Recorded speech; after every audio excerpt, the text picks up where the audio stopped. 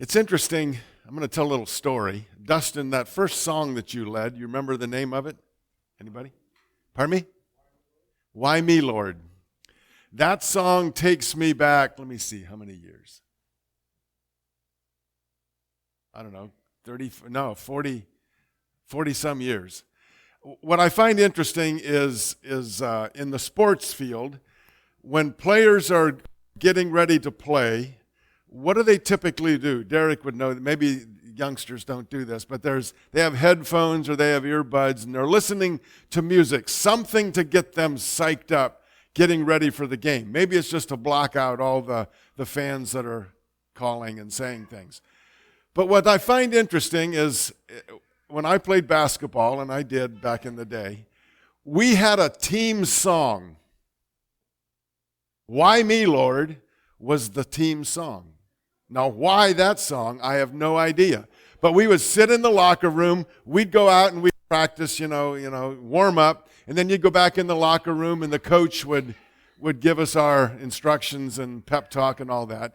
And we would always start singing, Why Me, Lord? What have I ever done to deserve even one? I have no idea why we did that. Maybe because we needed his help so bad, I don't know. But that just took me back. So anyway, life is not easy, is it? And we've prayed a couple of times this morning about the coming elections. How many of you are just so excited for Wednesday morning you just can't hardly contain yourself? Because you know there's this tsunami coming. Well, how many of you are thinking, man, I hope they're right? Or some of you saying, I hope not. But anyway, we don't know. We don't know what tomorrow brings. This morning we're going to talk about contentment. And I'd like to begin by reading our text from Philippians chapter 4, verses 11 through 13. For I have learned, Paul said, to be content whatever the circumstances. I know what it is to be in need. I know what it is to have plenty. I have learned the secret of being content in any and every situation, whether well-fed or hungry, whether living in plenty or in want. I can do all this through him who gives me strength. Now, if you recall, in the past number of weeks, we've looked at a number of different subjects. The first is the fear of man. And we looked at Proverbs 29:25. And there, Solomon said that the fear of man is a snare. So we talked about that for a little bit. In Proverbs 1:7, Solomon also writes that the fear of the Lord is the beginning of wisdom. So there's the fear of man, and then there's the fear of the Lord. The fear of man is a snare. It is designed to trip us up, to get us to fall, to make us paralyzed so that we're not willing to stand up and say what is right or to do what is right. Fear of man takes us to inaction. We want to be careful because we don't want to be singled out. The fear of the Lord frees us from the fear of man. It places us under his divine protection. We don't need to worry about any of that because we fear God, we respect him, we honor him, we glorify him. And the fear of the Lord, contrary to the fear of man, the fear of God, it draws us towards him, not away from him. We spent some time on that. Last time we looked at the question, why do the wicked prosper? And I want us to go back to Psalm 73. And we looked at that last time, but I want to visit that again this morning. Asaph is the writer of this psalm. He is the worship leader in the temple. So he led the music. He instructed the choirs and all of that in the temple worship. But he writes this in Psalm 73. Truly God is good to Israel, to those who are pure in heart. But as for me, my feet had almost slipped or stumbled. My steps had nearly slipped. What's interesting is he begins by saying he acknowledges that God is good to Israel. And I think we would all echo that this morning. God has been so good to us, far more than what we deserve. But then in verse 3, Asaph admits, he acknowledges what was causing him to stumble, that he was almost to the point of slipping. He says this, "For I was envious of the arrogant when I saw the prosperity of the wicked." So what he saw around him, as he observed the wicked and the evil people prospering, it caused him to start to slip. In Job chapter 21, and we know the story of Job very well, and he writes this, and he's speaking to his friends, "Listen carefully to my words. Let this be the consolation you give me. Bear with me while I speak, and after I have spoken, mock on," he said. "Is my complaint directed to a human being? Why should I not be impatient? Look at me and be appalled. Clap your hand over your mouth. When I think about this, I am terrified. Trembling seizes my body." If you remember, Job was sitting in the city dump. He was putting ashes over his head, and he was scraping his sores with broken pottery. He was in misery, in intense suffering. But as Job looked around, even at his three friends, seemingly they didn't have a care in the world. Things are going just fine for the wicked, but why not for me? So this morning, as we look at the letter to the Philippians, Paul said, "I have learned the secret of being content in any and every situation."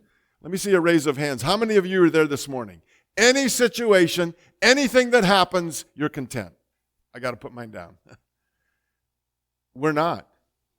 We're just not. There are things that happen that cause us to be anxious, that keep us awake at night. It's interesting, Paul says that he had to learn this. It did not come natural to Paul, and it does not come natural to us either.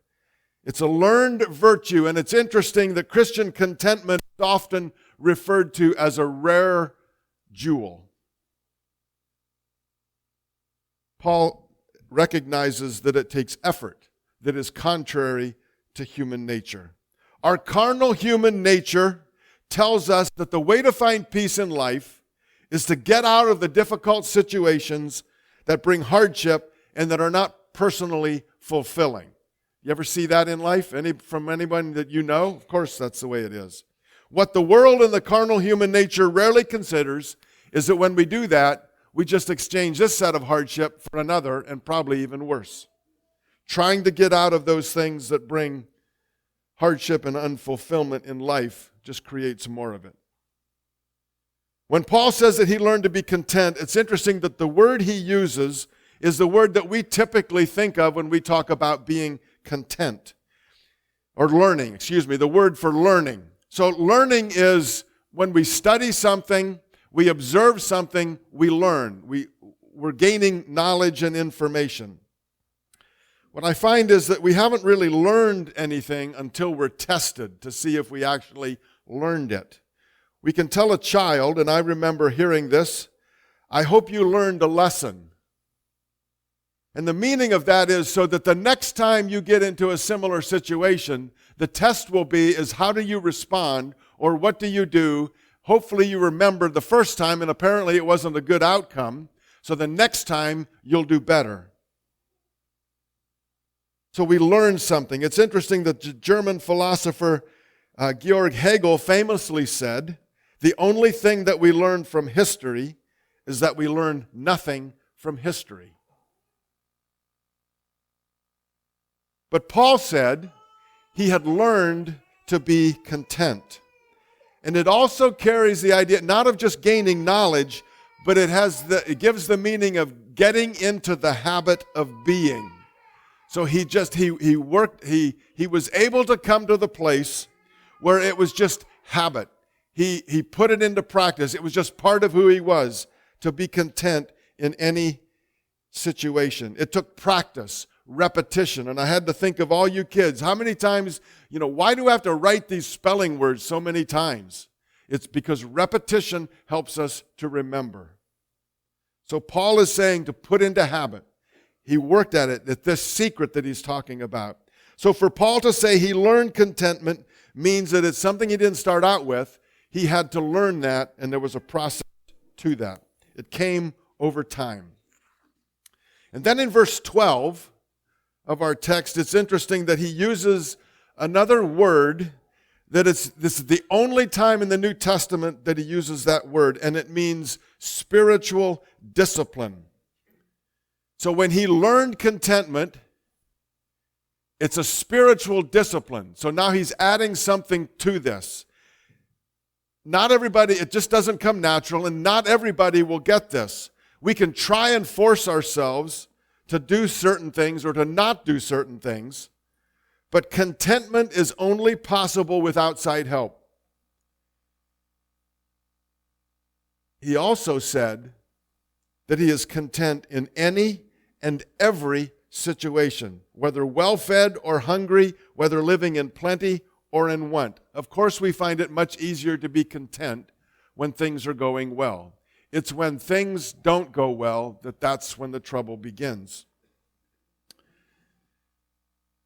There was no time in Paul's life, and this is towards the end of his life, that he was not content. And as we talked in Sunday school, remember, Paul is sitting in a Roman prison cell at this point. And apparently, according to chapter 1, verse 20, he is thinking about the possibility of his imminent death. And it's in that setting, in that context, that he writes one of his most well-known statements: "For me to live is Christ, and to die is gain." He had come to the place in his life where he realized, whether I live or whether I die, that's okay. He's content with that. And then in verse 13, he reveals the secret. He says, "I can do all this through him who gives me strength." It was not possible for Paul to work into his life in his own strength contentment. Being content is not a human trait, it is a divine trait. And he makes it clear that it's only through Christ who gives him the strength. Now, that all sounds very well and good, but as they say, I ain't feeling it. There are times in life things happen that are hard. We know that. But let's look at the word contentment. And what did Paul mean by that? I found it interesting that the word content or contentment is only found 4 times in the whole New Testament. I'm the kind of person that probably should be every other verse, just to remind me. But 4 times. The first time is in Luke chapter 3, where John the Baptist is preaching and people are coming to him, they're being baptized. And some soldiers came to him and they said, "What should we do?" And this was John's response: "Don't extort money and don't accuse people falsely. Be content with your pay." The second time is in the book of Timothy, where Paul is writing to Timothy in regarding false teachers that had crept into, and specifically for their love of money. And Paul writes, "But godliness with contentment is great gain. For we brought nothing into the world, and we can take nothing out of it. But if we have food and clothing, we will be content with that." And then in Hebrews chapter 13, we read, "Keep your lives free from the love of money, and be content with what you have." All 3 of those verses are typically how we explain or how we define the word contentment. And it's being satisfied. Just be satisfied with what you have. Be satisfied with your place. We all come to the dinner table hungry, and hopefully we all leave content. We're satisfied. That we understand. But Paul didn't use that term in defining how he came to contentment. He uses a phrase, and it's translated as a word, but it's really a phrase. And it's a pagan phrase that was used in that culture at that time. And it came from the Stoics. Now, we've heard about Gnosticism and how they had secret knowledge, and you need this extra knowledge, and only certain people are able to gain this. You know, extra things. We talked about that in Sunday school as we've been going through the book of Colossians. But Paul says it's the secret of being content. There's a secret to it. And it gives that idea of, wow, this is something special. So, what did the Stoics believe? Since you didn't ask, I'll tell you part of it. They taught a philosophy of life that maximizes positive emotions, reduces negative emotions, and helps individuals to hone their virtues of character, to become a better person. So think positively. Have you ever heard that phrase? The power of positive thinking. The glass is never half empty. It's always half full. Because if it's half empty, well, now you're thinking negatively. Think positively. So that's one of their main philosophies that they taught. They believed that contentment did not consist in possessing much, but in wanting little. Now that sounds like a good thing, and it probably is. They also proposed to eliminate all emotion until a man had come to a stage when he did not care what happened either to himself or to anyone else. You've heard of the man Socrates? He was a Stoic, I understand. And there was another one, Epictetus or something like that. He's famous, I guess. I never heard of him. I never met him either. But he said this. Now listen to this. Begin with a cup. If it breaks, say, I don't care. Go on to a horse or a pet dog. I can understand that. If anything happens to it, say, I don't care. Go on to yourself. And if you are hurt or injured in any way, say, I don't care. If you go on long enough, and if you try hard enough, you will come to the stage when you can watch your nearest and dearest suffer and die and say, I don't care. The Stoic aim was to abolish every feeling of the human heart.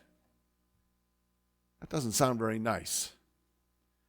One writer has said that Stoics had made the heart a desert and called it peace.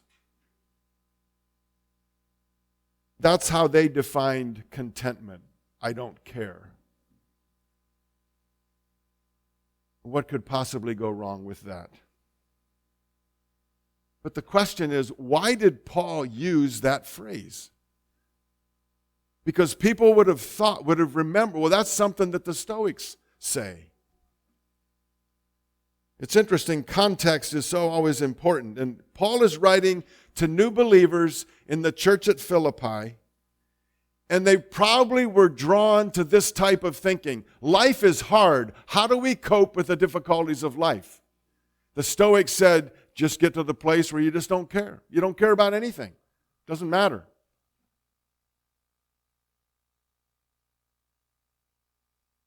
Is it any wonder in our day why so many are doing so many terrible things to their own bodies? Because they don't care. We just heard this morning, a young man. How did he get to that place where he would take his own life? Because he didn't care. The only way to cope is, I just don't care. We hear often about what is called assisted suicide, and it's becoming more and more popular. I found it interesting. I started researching some statistics. The number one country in the world where assisted suicides take place is Canada. And it has exploded in the last couple of years. Why? I have no idea why. They don't say why, they just say what is happening. Way higher than the United States. But now there's this thing called assisted dying tourism. You can actually go to foreign countries and plan your own assisted suicide. If one believes that life does not have any meaning,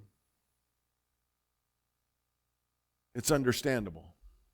But Paul is saying the gospel, the good news, screams, cries a different life. The Stoics of Paul's day had and beyond believed in pure self-sufficiency. It was only themselves. They could take care of themselves. And it's interesting, in Jesus' admonition to the church at Laodicea in Revelation chapter 3, he says that he's about to vomit them out of his mouth. Why? Because you say, I am rich and have acquired great wealth and need nothing, not even him. They were completely self-sufficient. Paul is stating, by using the Stoics' own words, that he is not self-sufficient, he is God-sufficient. I can do all this. I can endure every circumstance that comes my way, not by sheer will and self-sufficiency and self-convincing, but because Christ is the one who gives me strength. But how do we do that? On Wednesday nights, we're studying the book of Hebrews, and it's mentioned this morning, I think, in Sunday school. And in Hebrews chapter 4, the book is written to Hebrews, so they knew the law, they knew the Old Testament. So the writer is referring back to the book of Numbers, chapters 13 through 15. And in those chapters, God said he swore that they would never enter his rest. The children of Israel that he led out of Egypt, he came to the place where he swore in his wrath that they will never enter his rest. Why? It boiled down to one thing: trust. They did not trust that God could do what he said he would do. Contentment is a matter of trust. It's not fatalism. Fatalism says, well, whatever happens, happens. I can't change that. It's just the way it is, and you just roll with the punches. If we trust in ourselves, if we trust in human ingenuity, if we trust in another political administration to make everything good and nice, we're going to be disappointed. It's trust in our Heavenly Father. Contentment is acknowledgement that I can't, but he can. And he will, according to his good plan. And his plan may not be totally comfortable with me, but contentment says, that's all right, because I know he loves me and has my good at heart. But neither is contentment sitting back and doing nothing, just floating through life and just eating the fruit that comes to us. I like to think of it that our life, a life of contentment, is the kind that we leave this world better than when we found it. And I think that's what Martin Luther was saying when he was asked, if the world was to come to an end tomorrow, what would you do? And he said, even if I knew that tomorrow the world would go to pieces, I would still plant my apple tree. Why? Because he would live a life of contentment. He knew that God was in control no matter the circumstances. This week, Ruth and I were talking, and she reminded me of a poem that Leota, her mother, had often read. You know, life is hard. So as you think of life in an overall picture, how would you describe it? Well, a guy by the name of Tim Hansel wrote a poem. Like riding a bicycle, a tandem bicycle. Maybe you think of life as a wild roller coaster. It's just up, every time you finally get your breath, there's just something else. Either you're in a crisis, You've just come out of a crisis, or you're waiting to go into the next crisis. That's just what life is. And it's probably right. But we shouldn't live in that. A wild roller coaster, which I don't like them. Because I don't know who designed it, and I don't know who built it, and they're not willing to sit beside me on it. But God is. Listen to this poem. And I'm sure many of you have heard it. At first, I saw God as my observer, my judge, keeping track of the things I did wrong, so as to know whether I merited heaven or hell when I die. He was out there, sort of like a president. I recognized his picture when I saw it, but I really didn't know him. But later, when I met Christ, it seemed as though life were rather like a bike ride. But it was a tandem bike, and Christ was in the back, helping me pedal. I don't know just when it was that he suggested we change places, but life has not been the same since. When I had control, I knew the way. It was rather boring, but predictable. It was the shortest distance between 2 points.